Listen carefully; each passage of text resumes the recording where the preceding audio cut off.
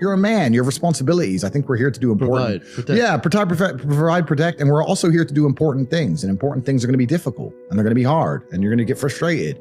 But that's what gives you purpose. I don't see anyone who's chasing happiness. I think that's a very feminine frame. I understand why some women just want to be happy.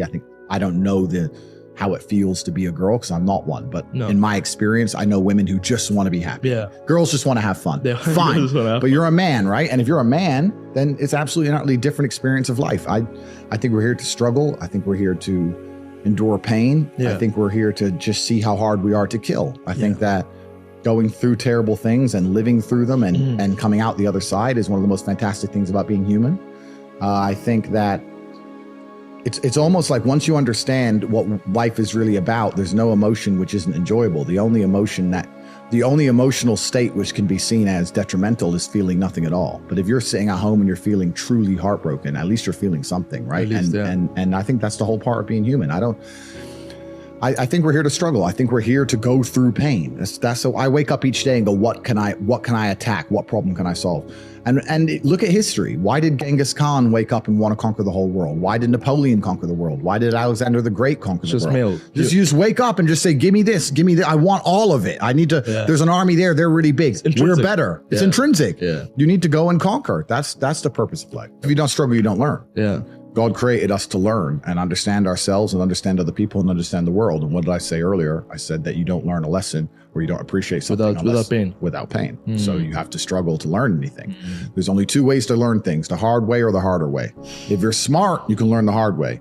But in my experience, 99% of the planet only learn the hardest possible way. If the lesson's even 85% effective, they'll make the same mistake. It's only when they completely decimate and destroy an element of their life do they sit there and go, oops, now I get it. No.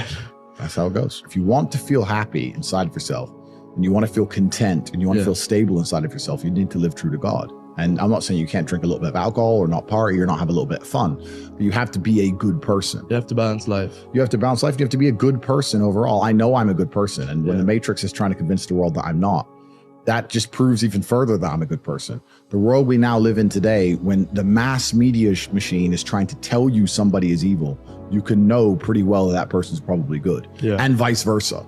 Like there's a reason they are trying so hard to convince people to ignore their own ears. People listen to my message and go, that's a positive message. And the media machine's going, no, it's not positive. He's bad. They're trying to brainwash you. I don't believe in the societal paradigms in which they have tried to construct this idea of happiness. I don't believe or subscribe to the way that happy and sad is currently understood by the masses of the population. I think if you are anything less than absolutely distraught, you are happy. You're a version of happy. It's like saying gray is a version of black, right? No matter how light the gray is, you can still call it a version of black. And unless you've gone through an event which hopefully doesn't happen too often, like the passing of a family member or something that's truly destructive and detrimental to your mindset. Besides these events, which hopefully only happen a few times in your life, you should be happy. If you're not crying or paralyzed in silence due to the absolute magnitude of a detrimental circumstance or the absolute magnitude of a negative event, then you are a version of happy. So I am always happy is the short answer. I don't believe in not being happy. I don't believe in not saying to myself I'm happy. I'm always a version of happy. And this idea of chasing happiness and always being concerned and preoccupied with how happy you are is actually the biggest mistake that a lot of people make, I think, in the world today. Especially men who wake up and go, I don't really feel happy, so I need to get happier. And that's how they end up down a hedonistic path of drugs or alcohol or gambling, chasing pleasure. I don't care how I feel. I don't care if I feel happy or sad. It doesn't really affect what I do each day. I do the exact same things. I act the exact same way.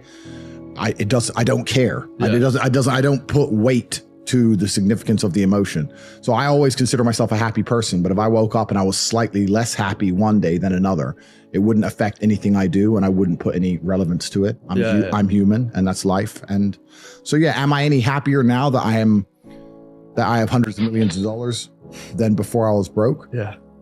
Not really, but I was never unhappy. I'm the same state that I was then that I am now. I have work to do and I will do it. It's It's as simple as that. You can't have a rainbow without a little rain. Exactly. And no matter how hard you chase pleasure and happiness, there's going to be dips and troughs in between. There's going to be come downs and downtrends.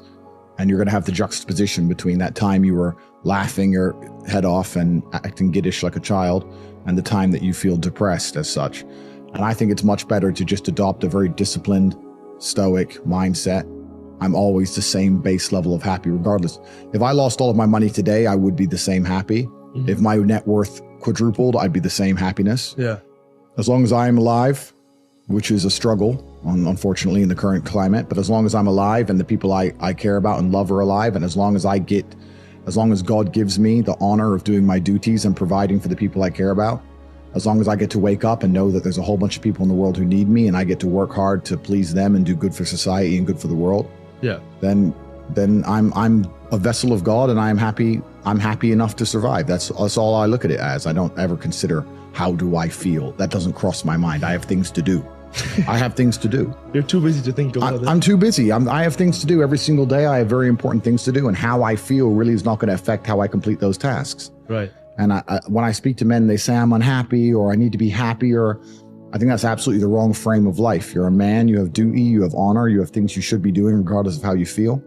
And the people who are perma-obsessed with happiness or sadness, I just think it's the wrong paradigm to view the lens of life. I think you should get up and do what needs to be done. I'm absolutely a positive influence, and that's the problem.